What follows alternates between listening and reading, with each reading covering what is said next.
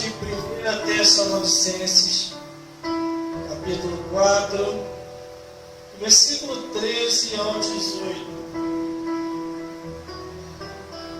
E diz assim a palavra do Senhor: Não quero, porém, irmãos, que sejais ignorantes acerca dos que já dormem, para que não vos entristeçais os demais que não têm esperança. Porque se cremos que Jesus Cristo morreu e ressuscitou, assim também aos que em Jesus dormem, Deus os tornará a trazer com Ele. Dizemos, pois, isto pela palavra do Senhor, que nós que ficarmos vivos para a vinda do Senhor, não procederemos os que dormem, porque o mesmo Senhor descerá do céu, com alarido e com voz de arcanjo, e com a trombeta de Deus, e os que morreram em Cristo ressuscitarão com Ele. Pois nós, os que ficarmos vivos, seremos arrebatados juntamente com Ele nas nuvens, a encontrar o Senhor nos ares. E assim estaremos sempre com o Senhor. Portanto, consolai uns aos outros com estas palavras. Aleluia, glória a Deus. Em nome de Jesus. E vamos Aleluia, meditar Jesus. no que Deus quer falar conosco aqui. Aleluia! A Bíblia Sagrada, ela é um livro que ela vem vindo de geração em geração, com promessa de salvação e vida eterna. Tudo começou quando, logo no início, Deus resolveu revelar ao homem, após a queda do homem, na desobediência do Éden, que para o homem nada estava perdido, mas Deus ali revela o plano da salvação para o homem, depois de pecar contra Deus. Aleluia, glória a Deus Deus. mandou, a história deu o mandamento, e aquele que fez o homem pecar continuou tentando contra a raça humana, para que a raça humana viesse deixar de lado o plano da salvação e viesse a viver uma vida momentânea e passageira, e depois morrer e ir para o inferno. Aleluia. Mas aqueles que assim que se despertaram e pararam para ouvir a voz de Deus, eles iam ao seio de Abraão ao descanso.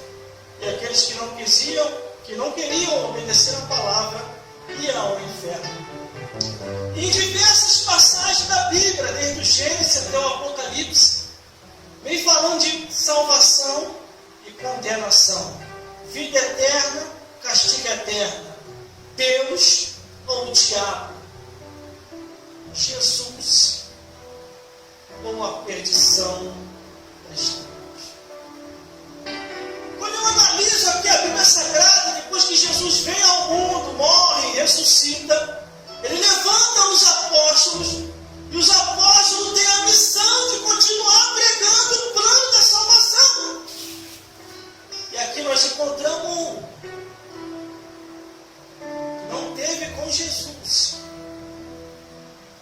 como os apóstolos de Cristo, mas foi iluminado por Deus.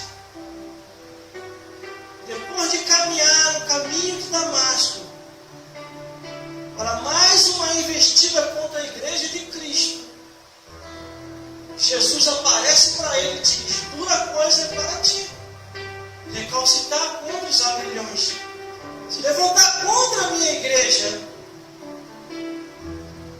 Dali para frente, Jesus transforma esse homem, ilumina a mente dele e o coração, e ele começa a escrever diversas epístolas. E nós conhecemos aqui, está neste livro, na Bíblia Sagrada. O próprio Jesus, ele falou que aquele que não nascer da água e do Espírito não pode entrar no reino dos céus. Imagine para entender o arrebatamento da igreja e a ressurreição dos mortos. Glória a Deus.